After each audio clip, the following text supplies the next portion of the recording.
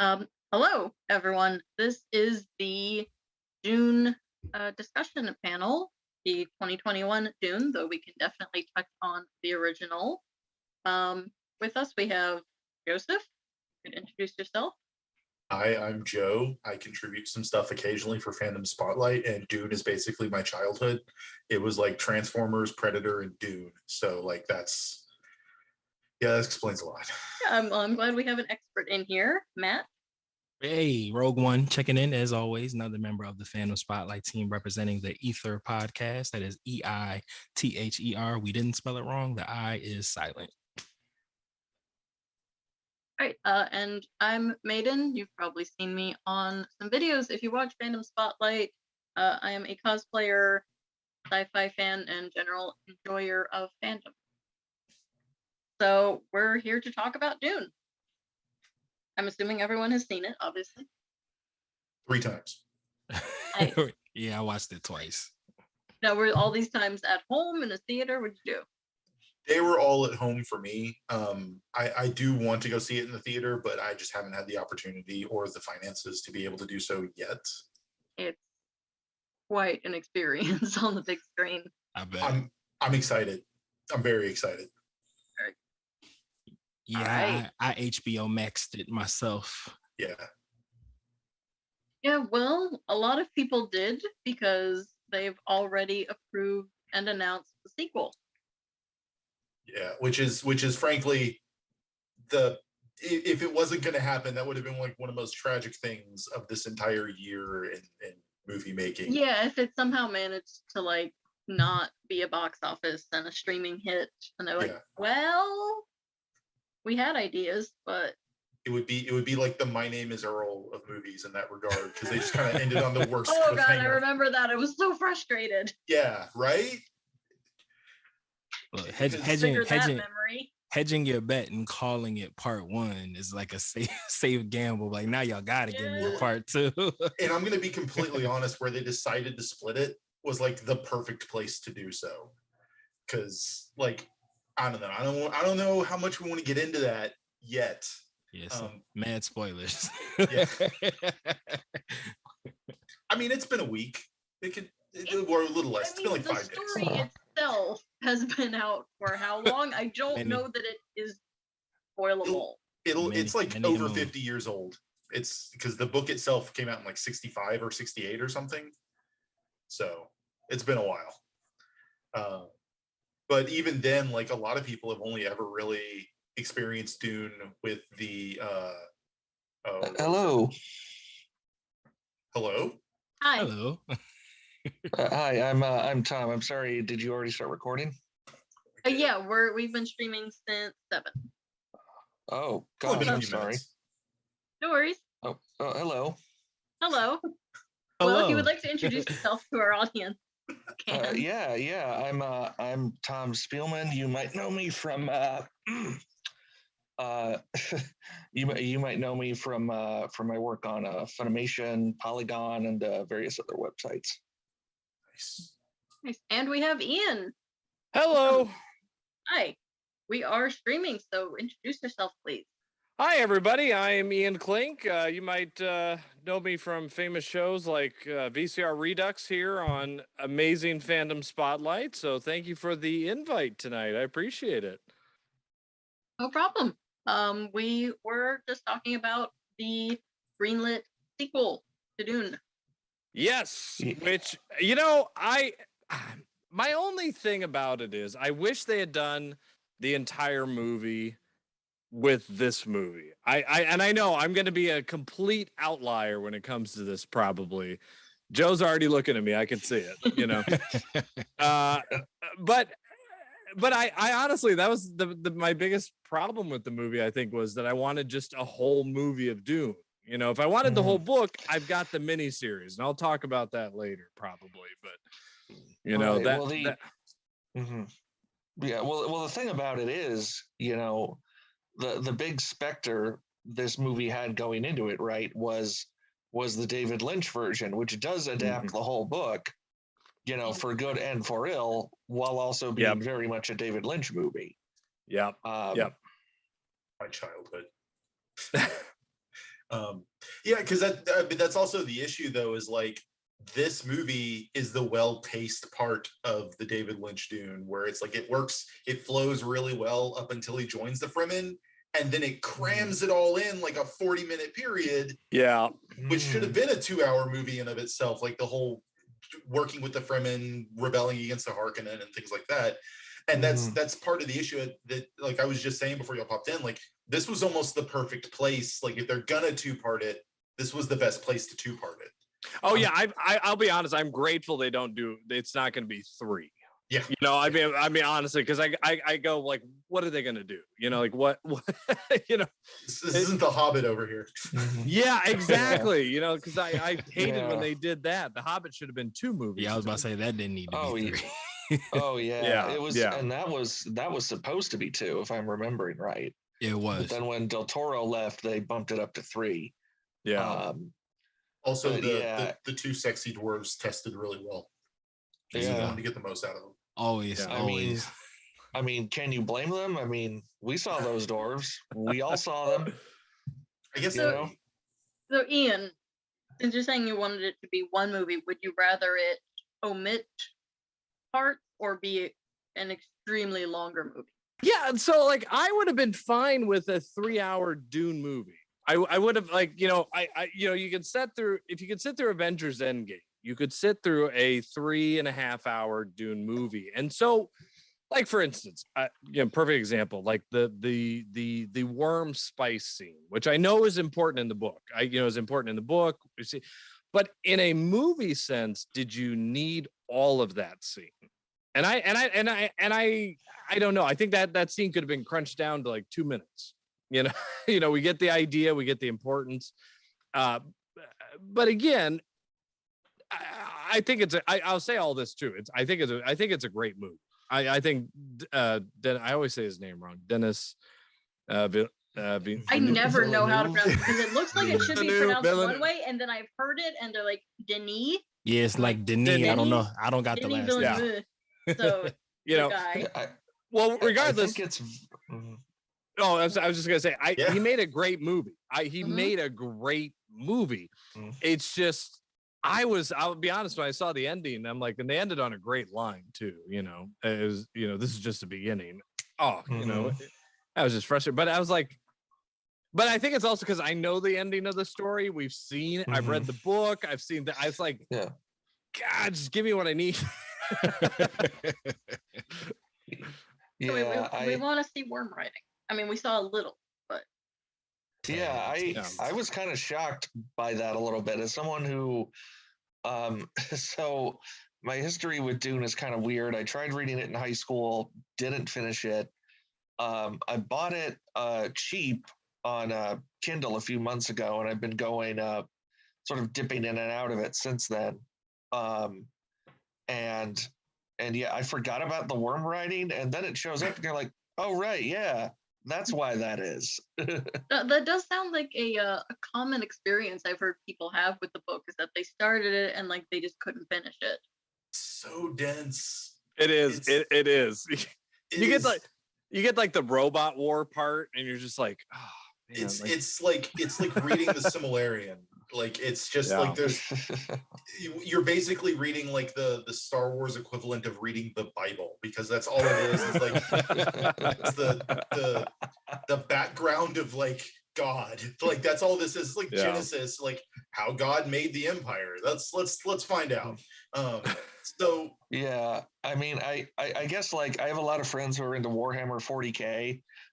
So I imagine that's what they feel like. I don't know. And it's funny too, because speaking of 40K, like I never caught on before, but they did the way this movie presented them. Like I'm like, oh, so 40K is like 60% Dune, because the Sardaukar are just Space Marines, and you know, all this other crap that's like very much like, oh, they're afeared of technology because technology war, and they have this group of people that are like they're genetically made to like space travel. And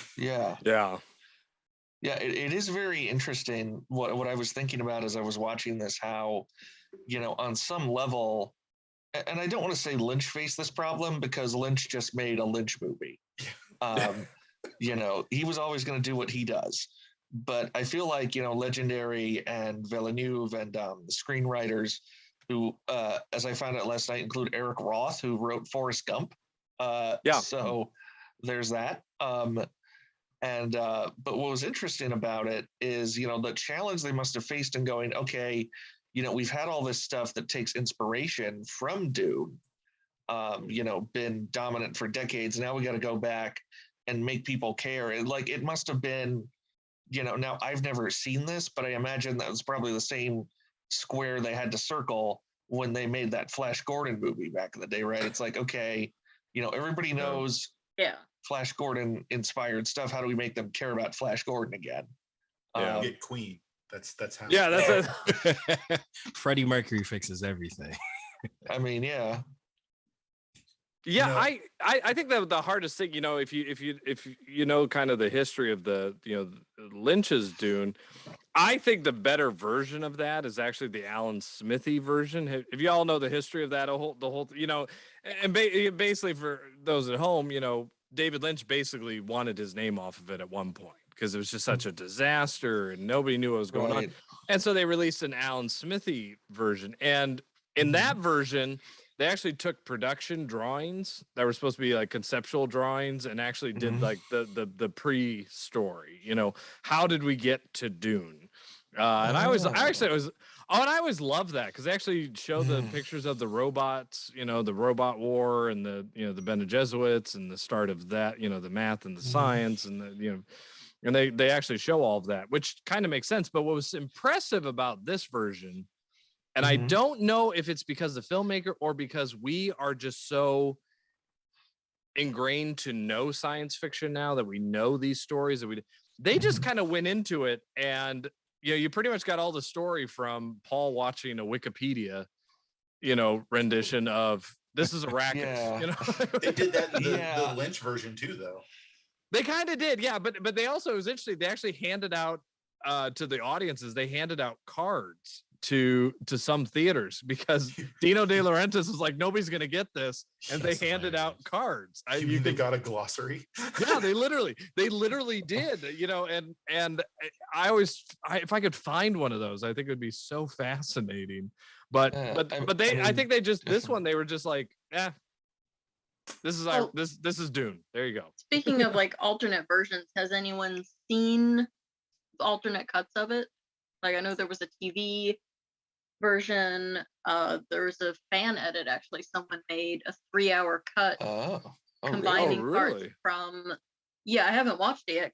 3 hours, but like they combined like the TV release of Dune, which had alternate scenes. So any scene that wasn't in the Lynch cut or the Smithy cut was put in that, and there were deleted scenes, and they also used like AI upscaling to make the whole thing 4K, so it's clearer than the version you can like legally stream.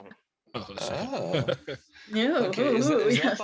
is that by the same people who made that Garrett Gilchrist, who if that name sounds familiar to anyone, he's an archivist and researcher who did things like he is responsible for the most restored version we have of Richard Williams, The Thief and the Cobbler. It says it was done by Gabriel Wars. Okay, that's not a name I know, but that sounds like something Gilchrist would do. But that sort of stuff is always fascinating because, like, it used to be, right, like, and this doesn't happen so much anymore, but it used to be, and I remember, this going back to ABC showing, the Harry Potter movies was, there's like extended and deleted scenes on here that we put back in, very famously.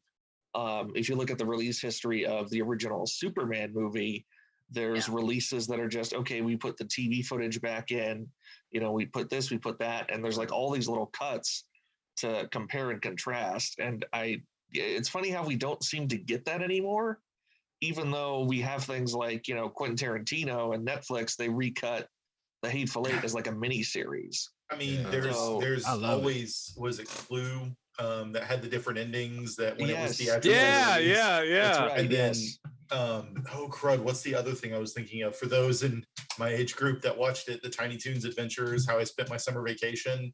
Yeah, like yeah, I know that. Yeah. 5 episodes really? that they also put down into like an hour and a half movie that cut out some of the stuff, but it was a movie format. Yeah.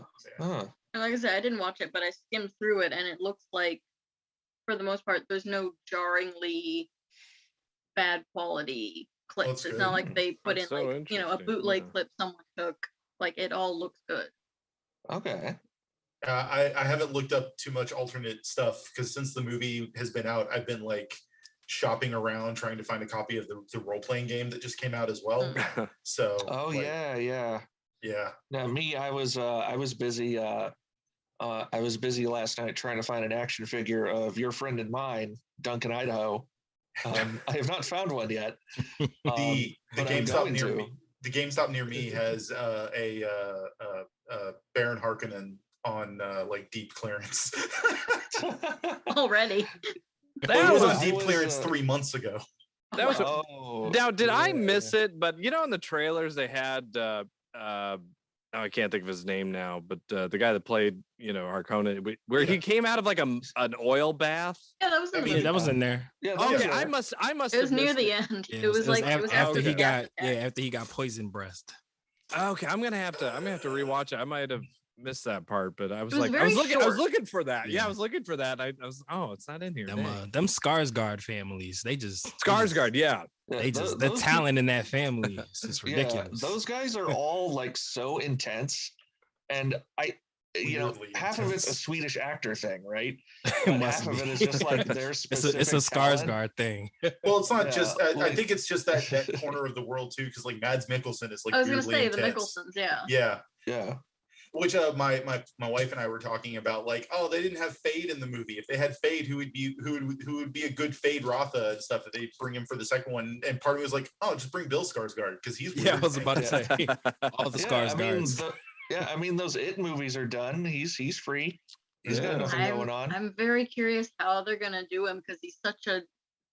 Obviously, the Lynch version was campy overall, but Fade is such a campy character He really is. among everyone else. Like, are they going to make him more serious? Are they going to lean into it? Like, I mean, my first instinct is to say that they'll make him more serious because, to me, and I really did like this movie. As someone who does not know Villeneuve particularly well as a filmmaker, I really liked it, but I did find myself wishing, and I know this is like a personal thing because I listen to a lot of like 60s, 70s, like early metal, early rock kind of things. Like if you go and look, like there's a wonderful Twitter account called 70s Sci-Fi Art that just for like the last week has been posting all these cool, you know, images that like sci-fi artists were making back in the day, and like all these various like paperback covers. Like, Oh, yeah. I just wish like the movie had kind of picked up and imbued a little of that weird energy like into its visuals a little bit. You want the Jarodowski approach. A little bit, but without the utter mind-boggling insanity. You don't want the psychedelic, but the Mobius, kind of the heavy metal. Yeah, exactly. Something a bit more, something a bit more trippy. Not so much that it gets weird, but like, acknowledge that, okay, yeah, this is a story where you take drugs and it lets you go through space. Like, you want them Blade Runner visuals. Yeah. Exactly. What's the thing I saw? Exactly. What's the thing I saw about Dune? Like normally it's war on drugs, just one statement. Dune is war, comma, on drugs.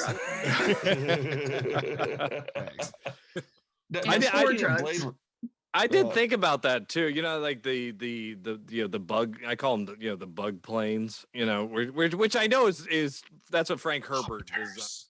Was that? Yeah, I'm like, those things were cool. But I feel like they're great toys. But they call them what they are in the book too, the ornithopters, and I cannot hear them or even look at them anymore without thinking of Magic the Gathering. Because that was my youth as well. I'm like, oh look, 0-2 flying artifact creature. That's cute.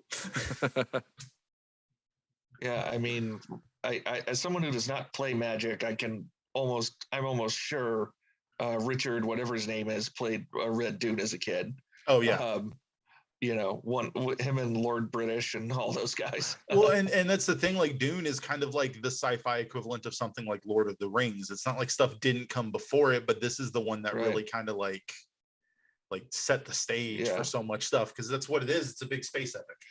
Yeah. And now to me, as books, Dune is now I can just feel the stones being hoisted at my window right now. But it took me 2 years to read Fellowship of the Ring, because to me Tolkien's prose is just so dry, and Herbert is not that. Like, whatever else you can say about Dune, it hits the ground running. It's like, okay, yep, here's a guy, here's the thing he's doing. There's also not well, too bad. There's also not like intrigue in Lord of the Rings. Like, it's all just kind of straightforward. It's adventure. You're stopping the bad guy. You're doing the thing. And Dune is kind of like watching a murder mystery with like drugs and sci-fi. You're unsure, like, who's going to do what, like who's screwing over who and what's going to happen next. And not that either is bad or better than the other. It's just they're very different tone. Right. But to go back to what Matt said about Blade Runner, now, as I say, I have not seen any of Villeneuve's other films. For those of you who have, how did this compare to like Blade Runner 2049? Like, in the same ballpark, or? It's about what I expected. A lot of sand. Sand, I mean, man likes sand. Man likes sand. That was, I'll be honest, that's the part that got me though. I and this is totally just a me thing. As a film professor, so like I love watching all kinds of genres. Like, I love Westerns, but I'll be honest, I hate Westerns that are in the desert. Like, I can't stand a Western. And I realized over the years, I just don't like desert movies. And so, like, okay. Okay. The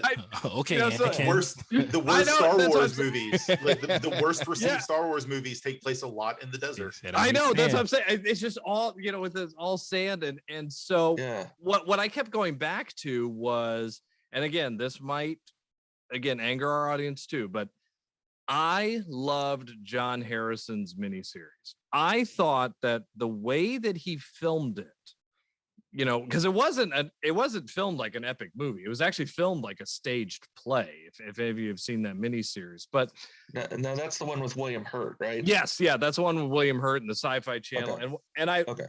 I love that because it made the visualness kind of intriguing. Whereas this version, I thought was just literally, no pun intended, very dry.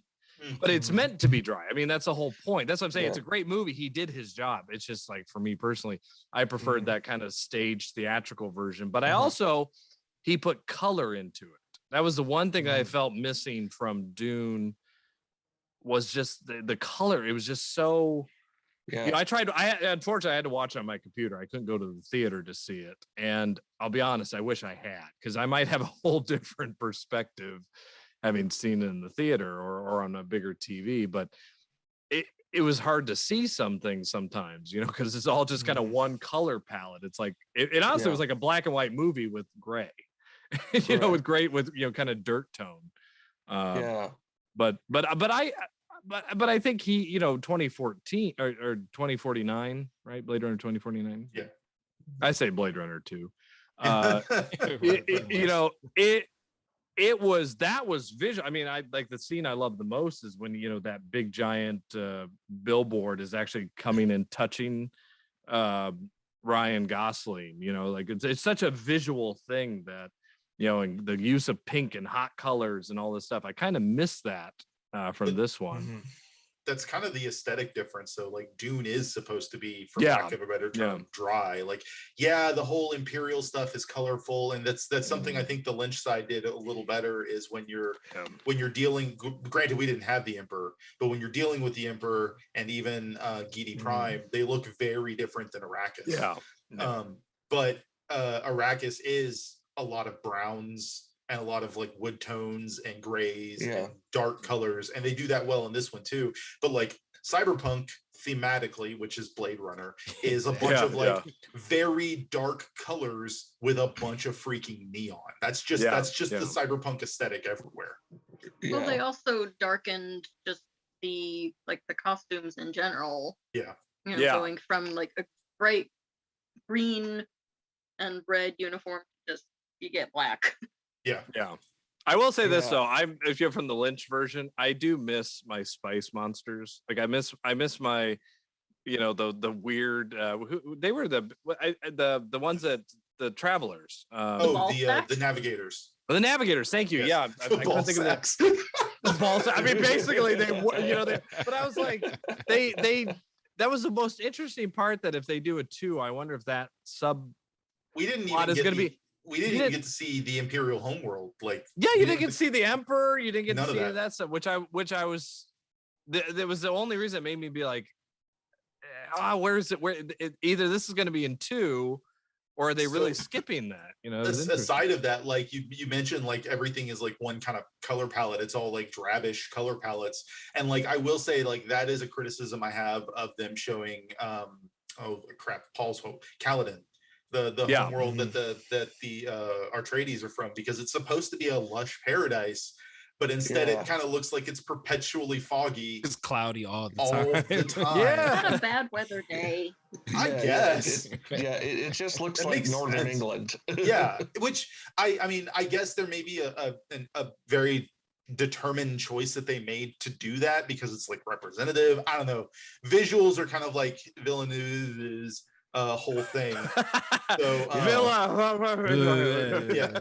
It's this whole thing is like intense visuals. So like I Yeah. imagine there's a purpose behind it, but it's just like, but like if you want like this bright, beautiful paradise that they're leaving to go to Dune, you make it a bright, beautiful paradise. Yeah, Yeah. we spent Yeah. half our time in Caledon in a graveyard. Yeah. Yeah. Yeah, half which the time in a I graveyard.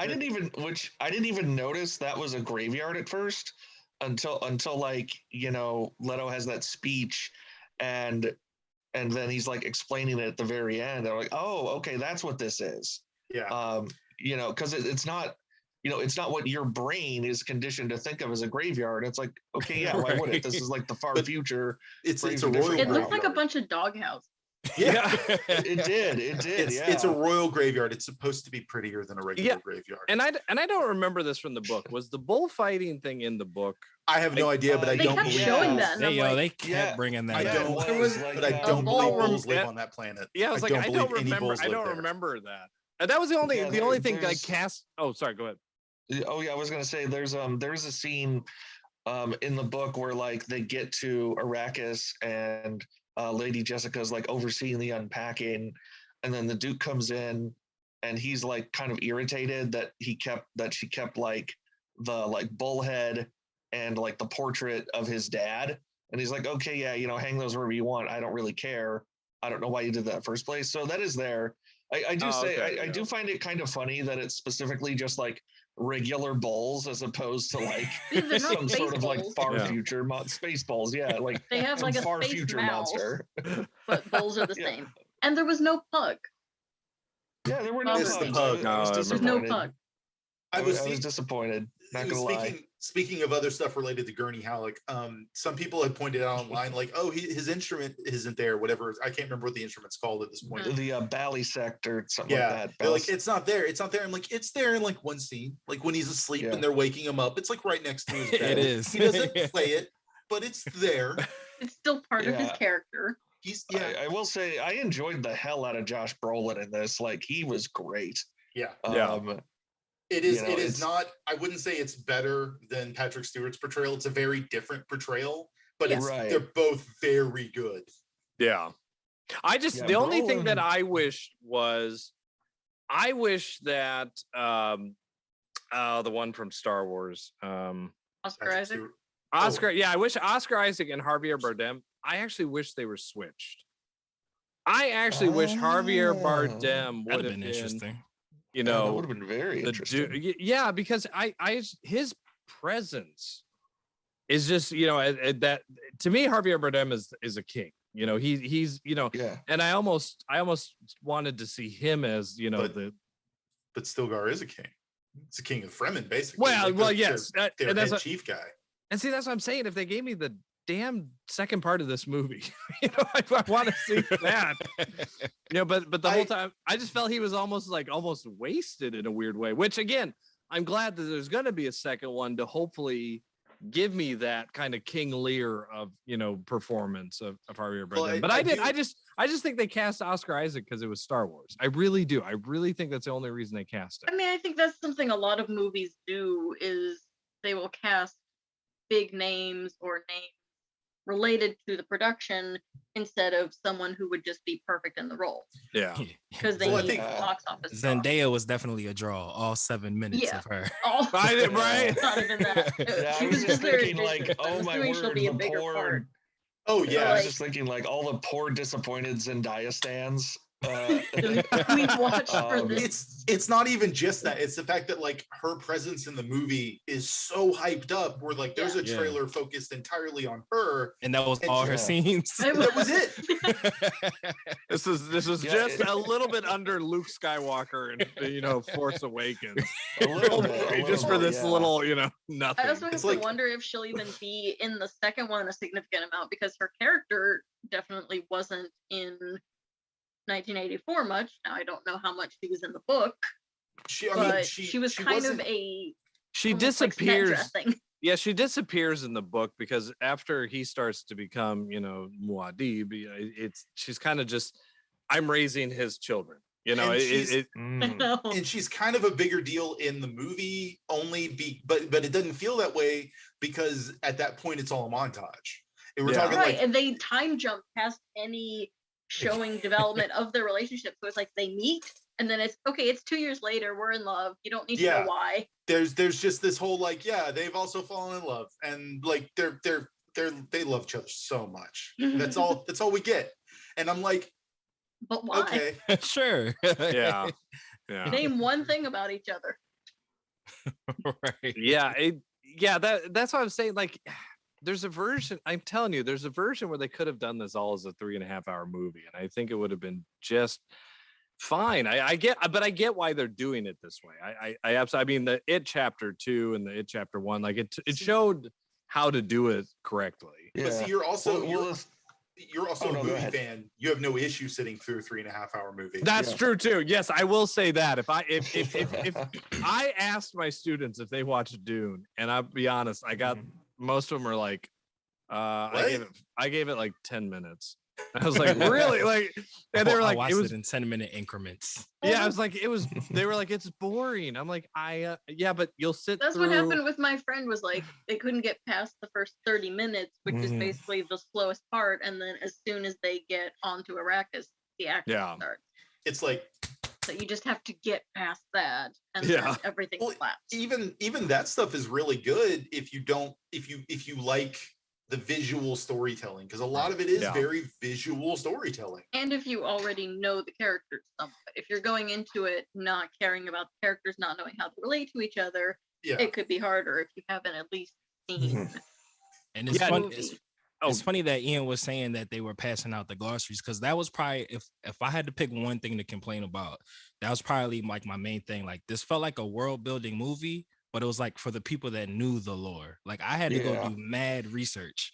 Yeah. And that's why I watched it the second time after knowing everything. And I was like, all right, this makes I think they did a slightly better job in this one, making all the explanations feel organic. It wasn't perfect, but like we didn't get the freaking like info dump in the first 10 minutes like we did with the Lynch one, which is just like, it's the Emperor's daughter going like, no, it's this year and this is happening and this is going on and here's my dad. Yeah, the floating head. Yeah.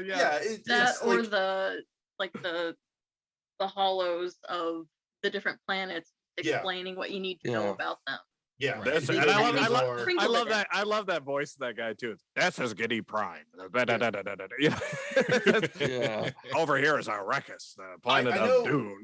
I know part of the reason, like I am granted, yes, I also really enjoyed the original and the book. Granted, I haven't read the book in years, but I really enjoyed the world in general, like because it is, like I said, just this weird space fantasy.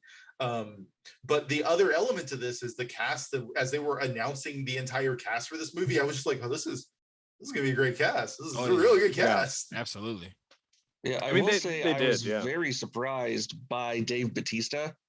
I was very pleasantly surprised by him. I'm not, only because and see, the thing is, like, if you didn't see Blade Runner 2049, like you won't see this as easily, because like he was only in 2049 for like 7 minutes, and people talk about that performance more than they talk about Ryan Gosling's performance. Yeah. Oh, geez.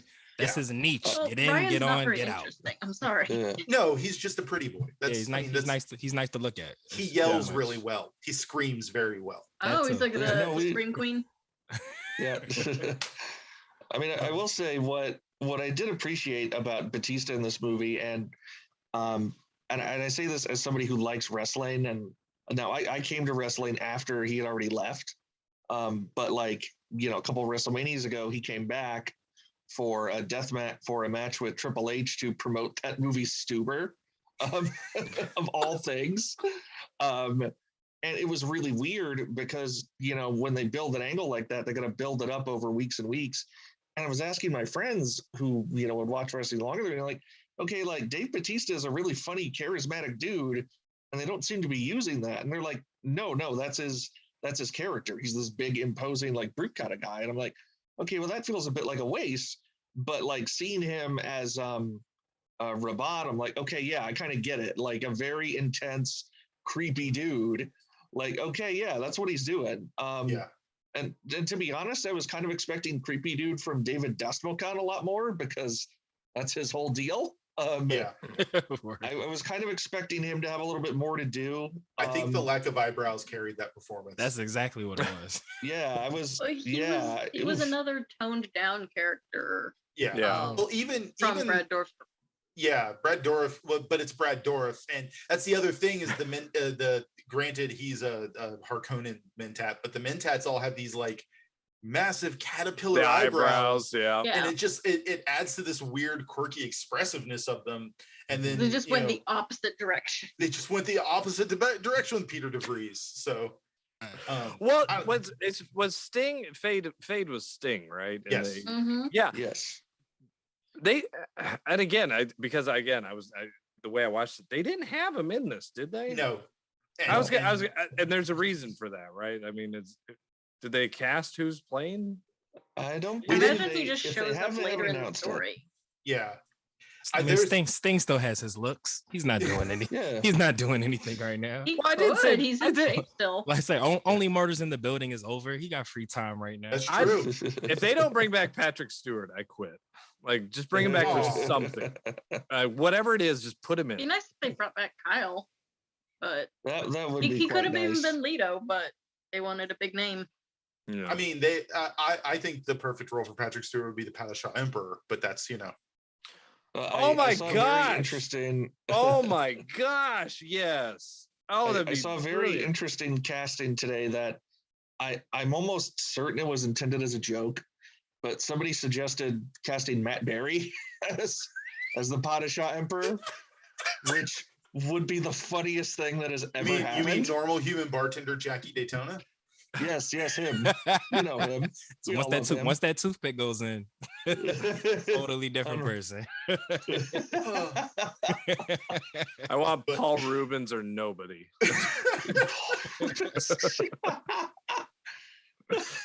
But which Paul Rubens? I want like hardcore Batman Returns Paul Rubens. Okay, I want the dark Paul Rubens. Give me something. We could have Buffy Paul Rubens, or we could have 30 Rock Paul Rubens, or we could have. Well, it would be the it'll be the Reno 911 Paul Rubens. Soft spoken. but that's whoever they cast, I do hope with the Emperor, it's somebody who's just larger than life, with a massive personality and voice. Yes, like it's just, I don't even know who I would cast, but like Jim Carrey, somebody who just explodes that scene. What? Hey, Brian Blessed is still with us. Oh my God! Thank you so much. Nobody recognizes Brian Blessed as that man should be in every single movie ever made. Yeah, no, it says something that he can appear in a movie like The Phantom Menace and just like still walk away with his dignity intact. He is great. But yeah, what I found really interesting, and now I was watching this on Home Box Office Maximum on HBO Max Yes. on my television. Sorry, Denny. But I was watching it with headphones on. And I was really struck by the music. Like, to me, this is the most interesting score Hans Zimmer has turned in a while. Yeah, it stood out more than a lot of soundtracks I've heard in the past years since, like, he did the Dark Knight trilogy. I hadn't really taken note of a score that much. I would really recommend you go check out Blade Runner if you really enjoyed it too. That was a good, because he did. I think didn't Hans Zimmer do the original Blade Runner soundtrack too? No, that was Vangelis. Yeah. Okay, but Hans Zimmer did 2049, and it was amazing. It was what I love about the music is they actually connect the because for those who don't get it, I mean, Arrakis is Iraq. Dune, the spice is oil. I mean, if you haven't connected that, this is written in the 60s. Subtlety was not. It's amazing how people don't get it, though. It fascinates me. I don't want politics in my sci-fi. I don't. This new sci-fi with their parallels. The Furman being spelled free, man. Like, exactly. Okay. And what's interesting is the music, I think, actually does a service to that, where you listen to music and you're going, oh, okay. Now I can get the connection of all that, which they did do in the Lynch movie. The Lynch movie was, give me Star Wars, give me George, give me that John Williams. Give me Star Wars via Toto. Toto. Oh God, yes, Toto. We need more Toto. But I think that helped the music. The music really made it like, now for instance, like my students who are high school age, they'll watch it and they'll get it. I think they'll really understand that. Well, I think that's like a key to like movies that everyone remembers is the soundtrack. It's not just Dune itself. It's like every movie you think of, you're like, man, the music. Like horror movies, their entire existence is wrapped up in their soundtrack. You have science fiction movies, like you think of Star Wars, you think of John Williams. You don't just think of the Star Wars stuff, but you think of the score and the music John Williams put together, to the point to where Phantom Menace is, for a lot of people, only redeemed because of like Duel of the Fates. Duel of the Fates song. They made an honest to God music video for that song. Yeah, they did. It's amazing. It's a wonderful thing, but you're just like, okay, no one else could pull this off. But I don't know. I really enjoyed the use of and I'm going to indulge my own like music theory education for a little bit. I enjoyed the use of like droning and like polyrhythms. It felt like he was taking a lot of cues from like the post-rock wave we've all been living through. And I don't know. I really enjoyed it. And I mean, the throat singing on Sarajakar, that was pretty wild. Yep. I'd watch a whole documentary on that guy, like on that guy doing the throat singing. I want to know what his deal is. With his extremely elongated neck. I want to know everything about that dude. But to go back to movies in the desert, Ian, now I had an opportunity a couple of years ago, because it was the 50th anniversary. TCM put Lawrence of Arabia back in theaters, and so I got to see it that way. And so that was kind of in my head as I was watching this. Did you like sense any sort of?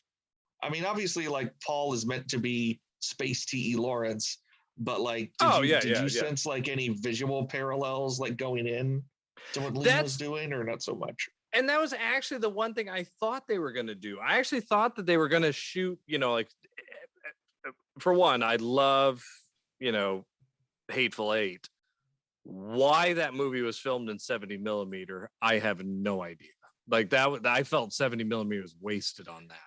But something like Dune, I would have thought if they had actually busted out the 70 millimeter for this, using the desert, using the all that stuff, I actually would have loved that. I would have thought that would have been incredible. Because have any of you ever seen Lawrence of Arabia on the big screen? No, I've seen it on video. If you see it on you'll cry.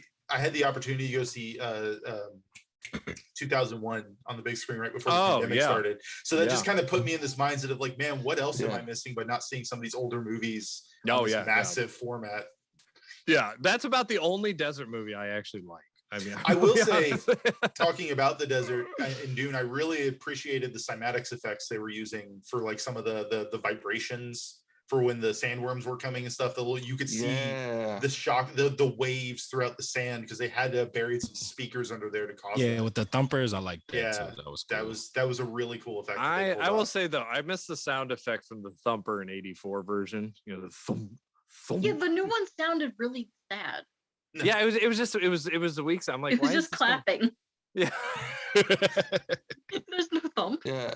Now, how do we all feel about like the fact that, you know, we don't really like we see the worms and yet we don't like we see it close up for like a little bit, but it's not like you see, you know, Shai-Hulud just like rise out of the desert entirely and it's just this big tube. Like, I don't know. I really liked the look of it. It reminded Hopefully me of a lot we get of to like, see that. Yeah. Yeah, it I reminded me like a lot of yeah, like it's the like alien it's like an undersea. eyeball. I like how they made the mouth like an eyeball, like he was like stinging. Yeah, it was real proper creepy. And with like the kind of arms or the teeth. Yeah, it didn't look like a rejected earthworm. It looked like something actually. It wasn't alien. just a. Yeah, it wasn't three pizza puppet slices on a water hose. All I know is that, and this might be a deep cut, but Joe, have you actually read God Emperor of Dune? No, I haven't. I've only read the first one. I mean, have you read? I am aware. I haven't read it, but I know what you're talking about. I want somebody bit, and I want that Timothy guy to be turned into a goddamn worm. That's all I want to see. I want to see how they do it. The covers are weird. The covers are so weird. It really happens though. They turn into a worm. Well, I don't think it's Paul. I think it's his son. It was a son. It's like a Leto worm. the second. Yeah, but I will say that's the one thing that I don't think they'll do with the series. I know they're going to try to make it a universe like everything does right now, and they've already done the Jenna Bessowitz the TV show, the prequel. I don't think they can because I don't think they can keep focused on it for that long. I think he's going to want to go do something else. Well, and that's the thing. They did Children of Dune. They've done, but it's like. Yeah. Don't make this a world because it just gets weirder. I think Frank Herbert himself is like, I don't know where I'm going with this. Well, and his kids wrote half of them, and those are the ones nobody liked. Yeah, I mean, like all the like hardcore Dune book readers I know are like, after you read all the ones Frank Herbert wrote, just stop, don't do this to yourself. Yeah, but I mean, I will say, like. It will be interesting to see if because Villeneuve has said he wants to go through like Dune Messiah, which is like the direct sequel. Yeah. And then he wants to be done. So I do wonder okay, are they going to find somebody who can work within his visual palette, to kind of make that work? Because I'm not sure who else has his particular, visual imprint that he can fill. But it's very interesting, and that's like half the appreciation of this movie is who's made it. It's not just that it's Dune and it's got this great cast, but he's the one behind making it and stuff. It's kind of like if they got someone else to keep doing Dune stuff, it would be like when they got someone else to do a Hellboy movie. It's just like people were like, I don't want that though. Like even if it was good. Everyone remembers the Ron Perlman. Was it good? No, I'm not. Was the David Harbour version good? I'm not defending it. I'm just saying. I'm just saying. Well, yeah. For me, it runs the risk of say what you will about the first two Avengers films, but Joss Whedon has a definite authorial voice that can't be denied. Yeah. And for as much as I like Infinity War and Endgame, and I actually like Infinity War a bit more, but to me, the Russos' Marvel movies all kind of, except for the Winter Soldier, they all kind of blend together, particularly visually. And part of that's, they came up in TV directing. I think part of that too is like their theory to like what comic books even are. Like these are in one unified universe and all sorts of junk like that. So I can see that being a reason. Not saying it's a good reason. I'm just saying. Yeah. But I feel like this cast is full of so many like acting purists, like with Oscar Isaac, Timothy Chalamet, like Bill Skarsgård. I feel like if it ever got to the point of a cash grab franchise, they'd all be like, "Yeah, I'm out. Like, I'm good. I'm good. Y'all can new people." Well, I'll be honest. I was actually surprised at how it, because for a movie to get to this point, I mean, it goes through so many people. I was actually quite surprised how not Star Wars it ended up being. Like, I was actually quite surprised, because again, if you're gonna do Dune, I'll be honest, he did Dune. If we didn't have the Lynch version that already existed, it probably could have ended up being that way. And I actually thought that they would. It's almost like if this was, let's say this was made in 2012. This. I guarantee you, it would have been a Star Wars movie. It would have been a Star Wars. It would have been a Star Wars Dune. It would not have. They would have tried to find a way to mess with it. And I just think, honestly, it's just fandom has gotten to a point where it's acceptable. I think studios are like, people will accept this direct version of the book, and it tells you just how things have grown just in a short 10 years. That's what I think shocked me the most of the movie. It's just how close to Frank Herbert they let it be. Yeah, and I think part of that is they recognize, hello cat. Sorry, I just wanted to acknowledge that at some point. But I think the intriguing part of it is they, like Matt was saying, if they'd made this in 2012, it would have been a Star Wars movie.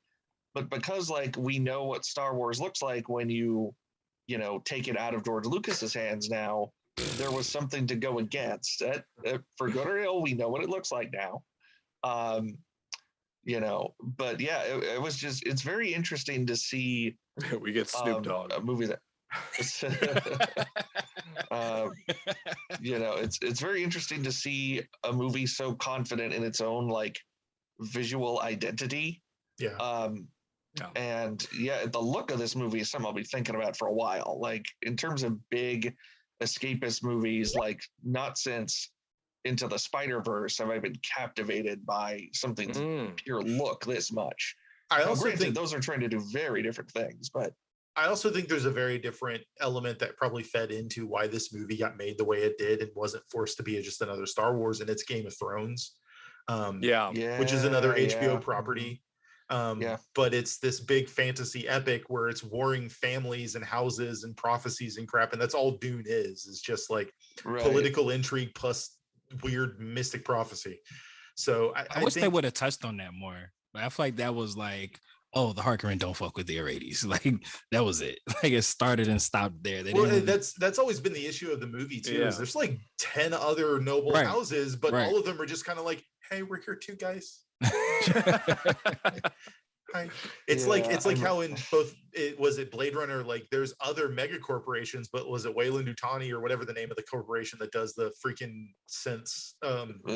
Tyrell. That's about it. Tyrell, yeah. The Tyrell Corporation is the only one anyone ever talks about because they make the machine men.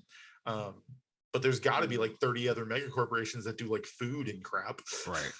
Yeah. Well, that's what the Sons ended up doing. Those other books are about this house. Some of them are hey, this was the Way Planet over here. Who even the role-playing game as it was coming out, there's the game itself details all the noble houses, but when they release special edition books, they only have one for Harkonnen, Atreides, and Carino, and those are the only houses that get special edition book covers and stuff. So I mean, and Game of Thrones kind of had that problem. Well, I mean, to me, the main problem with Game of Thrones is it tried to give every story equal weight.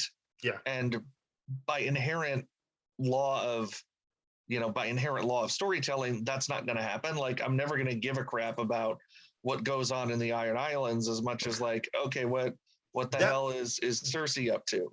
That might work in a novel when you can give the stories their time to breathe, but you can't do that in a show. Tyrion Lannister saying to Davos in season 8 about the Red Woman and all that stuff and the prince that was promised, him saying in script, there are just some things that you just won't get an answer to, is the biggest fuck you to fans in like the history Yeah, of any show ever. Like he was just like, yo, like this had to mean something. He was like, yeah, there's just some things you won't know. You bastards, you Back to the Future 3'd me. I was like, eight years of setup and our resolution to that whole arc is that just some shit you just don't know. I mean that's the anime problem, right? Like, you know, an anime becomes big, but it doesn't do very well, so it can't adapt the rest of its source material, so it just kind of ends. You know, that brings up an interesting point. Dune is like, you know, I always say this, you know, there's some sci-fi where if you're into it, you're hardcore sci-fi. Like, and I think Dune is kind of in that world. Like, if you read Dune and all the Dunes, if you're reading like Kevin Herbert's versions of Dunes, like you're a hardcore fan. I do wonder if, you know, I don't know if Dune is becoming so mainstream just yet. I don't know if the movie is so popular it's going to be mainstream that I actually think it hasn't escaped fandom yet. You know, whereas I think Star Wars kind of has escaped. It's, you know, that mainstream's not necessarily the right word, but it's like socially acceptable in like all corners. Right. Like, Dune's not quite there. It's culturally relevant.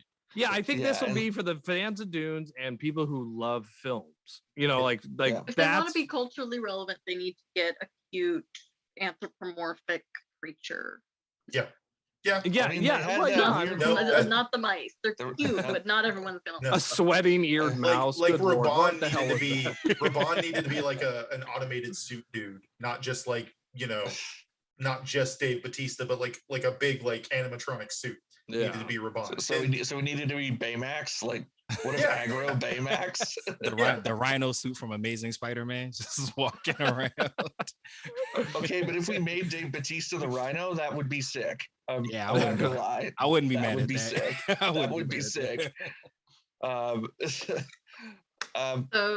Shout out to, we got a comment from Bad Done Well, said, love the conversations, guys. We are happy to talk and entertain you. Thank you. We got an anti-cat person in the comments, so I'm not going to give that time. Wow. We got, shout out to Dick Sensei, the spice must flow. Yes, and then someone said damn to something we said, but I don't know what, because the delay is. Hey, Joe, can I tell you, it smacked me in the face so hard that's your handle, like the Spice Must Joe. I was like, I get it now. that is my Twitter handle, is the Spice Must Joe. Oh, that's incredible. Absolutely incredible. Nearing the end here, what do we want to see in the next?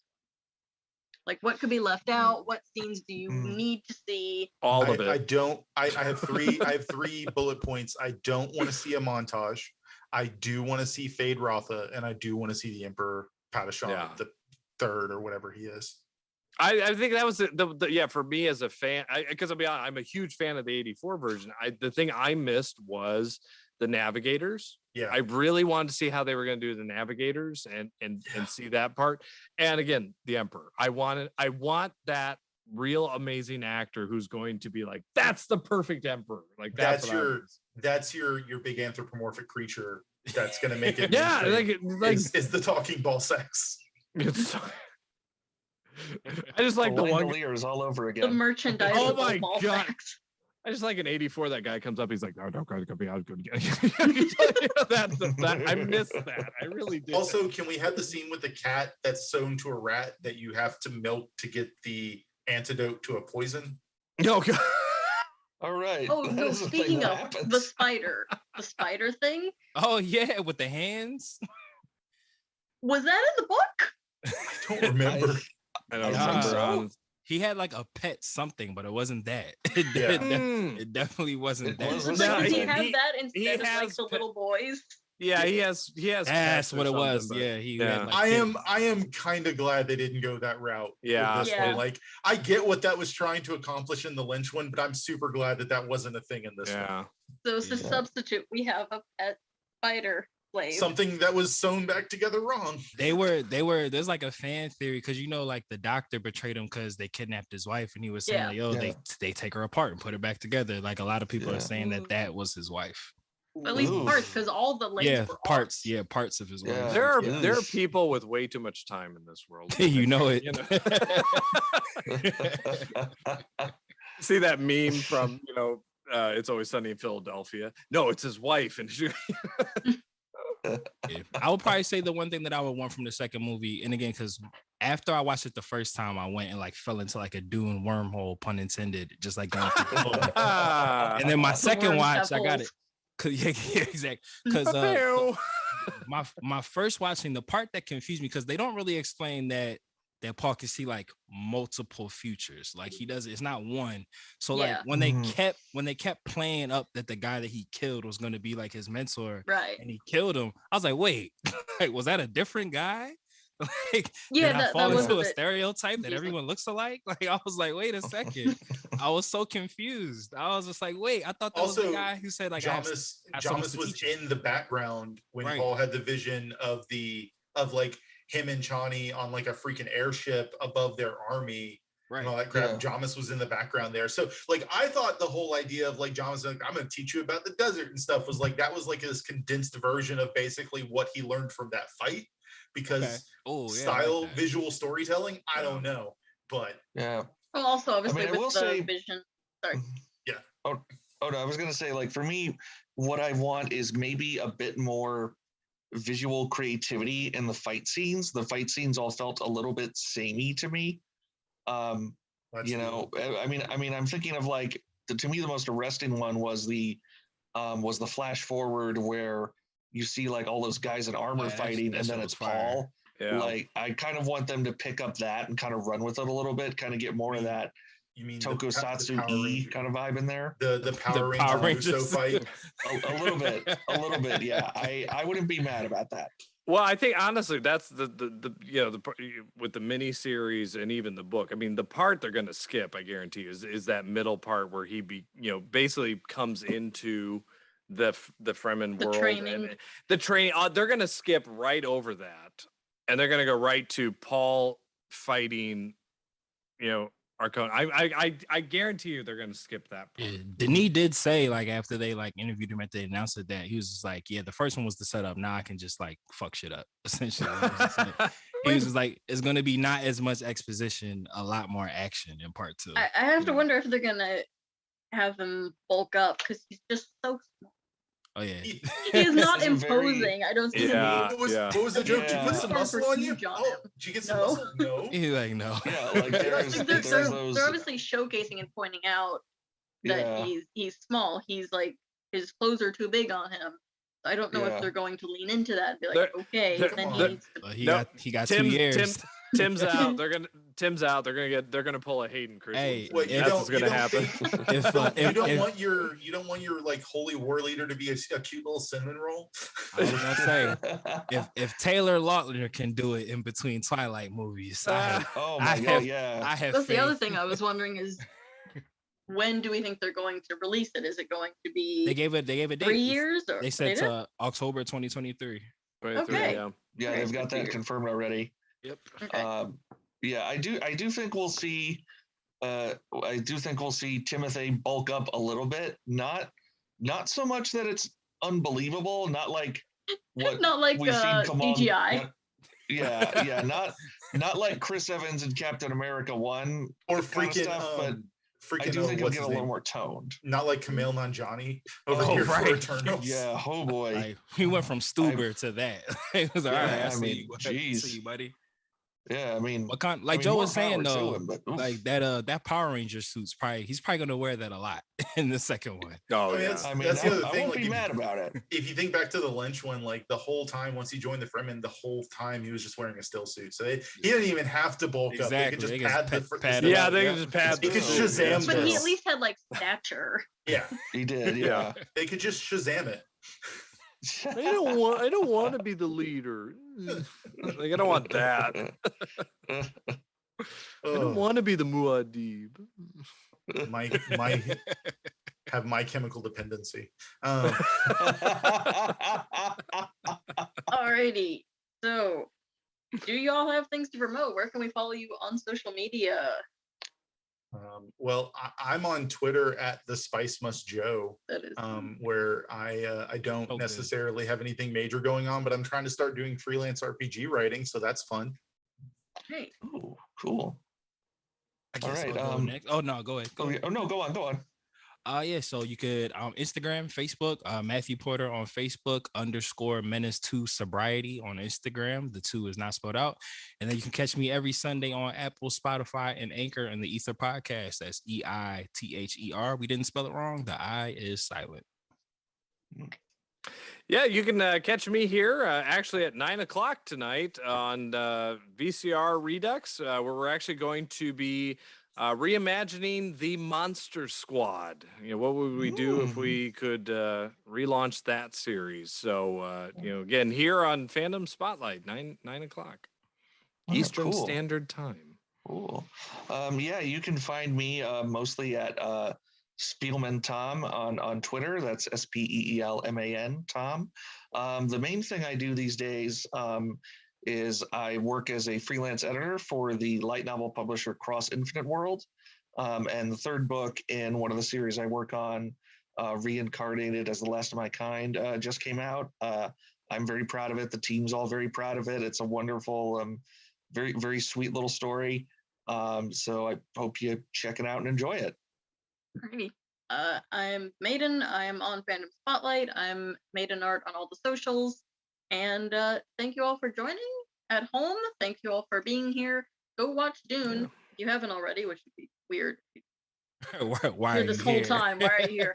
Thank Well, you. now that they said their opinions, never. Well, But maybe we convinced one person to go check it out. So hey, That's all that matters. As long as you touched one heart.